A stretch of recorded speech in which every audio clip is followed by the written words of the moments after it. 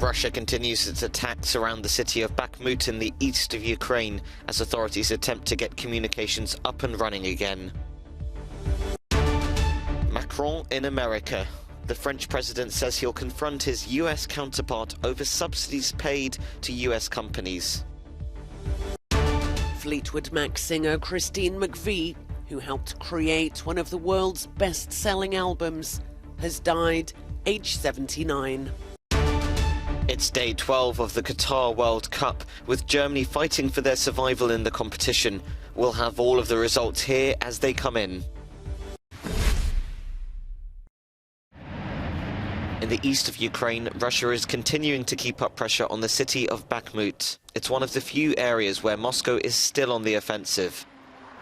Meanwhile, in his nightly address, the Ukrainian president responded to comments made by Elon Musk in October that Ukraine should give up some territory to Russia to end the war. Volodymyr Zelensky suggested that someone may have influence over the billionaire and that the destruction wrought speaks for itself. He said, "I'm always being open. If you want to understand what Russia has done here, come to Ukraine and you will see this with your own eyes. After that, you will tell us how to end this war, who started it and when we can end it." Meanwhile, telecom engineers are busy trying to keep communication lines open after Russian strikes took out electricity across the country. They're now fueling generators to provide power to mobile phone towers. A Ukrainian engineer said, "I know that our guys, my colleagues, are very exhausted, but they are very motivated by the fact that what we are doing is an important thing. Now, unfortunately, there is war in Ukraine." And away from the war-torn country, the Ukrainian First Lady Olena Zelenska visited the Ukrainian Catholic Cathedral of the Holy Family in exile in London with King Charles. They opened a new Ukrainian welcome centre which will help displaced families in the country. Russia says it's captured a few settlements in eastern Ukraine, eager for a win after a series of setbacks. The heaviest fighting at the moment is in Bakhmut. Elderly and disabled people are being helped by volunteers to leave the area on trains as the war intensifies. It's scary. Only the dead are not afraid. And we still want to live. Nobody needs a dead worker of the service that evacuates people. As long as we're alive, we can help.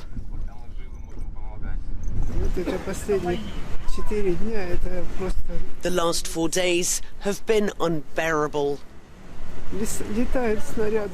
Projectiles fly back and forth, rockets. The children's apartment was broken. There's no apartment. It's very hard emotionally. The evacuation comes as Bakhmut has been dubbed the meat grinder due to the brutal trench warfare, artillery duels and frontal assaults. The European Commission is taking a heavy-handed approach towards Hungary. It proposes freezing 7.5 billion euros from the EU budget's cohesion fund, saying Budapest has not progressed enough in its reforms against corruption. At the same time, Hungary's 5.8 billion euro pandemic recovery plan has finally been approved, but payments from it will be suspended unless the country can prove that reforms are being implemented properly. In total, 13 billion euros will be held back. Hungary has unfortunately not implemented the remedial measures so that we could say that the risks we identified have gone away. We conclude, therefore, that we maintain, as it stands, our proposal on the budgetary protection measures.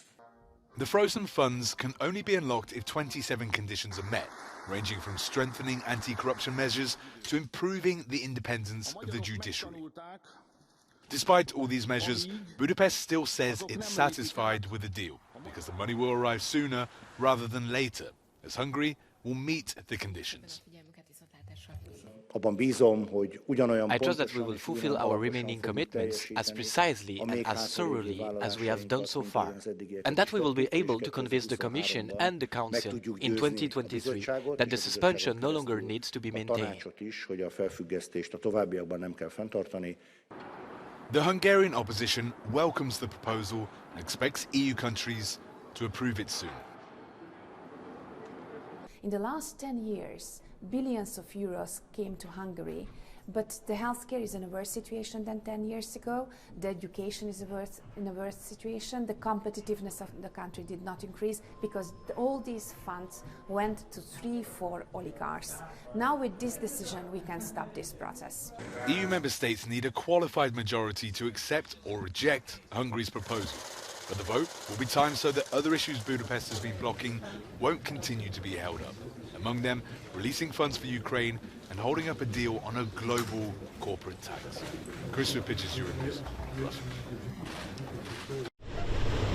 The French President Emmanuel Macron says he'll confront his American counterpart, Joe Biden, over the subsidies contained in the Inflation Reduction Act, also known as the IRA. At the French embassy in Washington, Macron said the subsidies paid to US companies under a vast green energy plan could split the West. However, the White House says they welcome discussions about the topic. European partners have expressed concerns about the IRA. So I think we would have every expectation that it might come up. In fact, we welcome that conversation. The president last month stood up a task force, a US-EU task force specifically around the IRA so that we could better understand European concerns about it, and so that we could frankly share our perspectives on the IRA, and particularly around clean energy. Despite the comment, Macron called the French-US alliance stronger than anything as he wrapped up the first day of his state visit. He said, "If I am returning to Washington, and if I'm going to meet with President Biden right after seeing you, it's with a view to try and be worthy of the bonds that our history has forged between us, an alliance stronger than anything."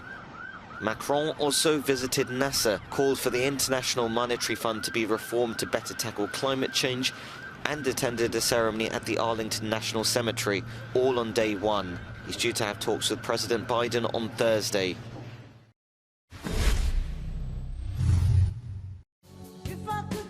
Singer-songwriter Christine McVie from the band Fleetwood Mac has died aged 79. The British-born vocalist helped define such classics as You Make Loving Fun, Don't Stop and Little Lies.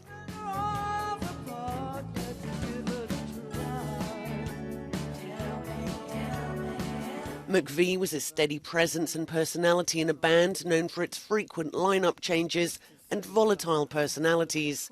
Notably fellow singer-songwriters Stevie Nicks and Lindsey Buckingham. The band sold tens of millions of records during its peak commercial years from 1975 to 1980. Her breakup with husband bassist John McVie, along with the split of Nicks and Buckingham, was famously documented on the 1977 release Rumours, among the best-selling albums of all time. No cause of death was immediately provided.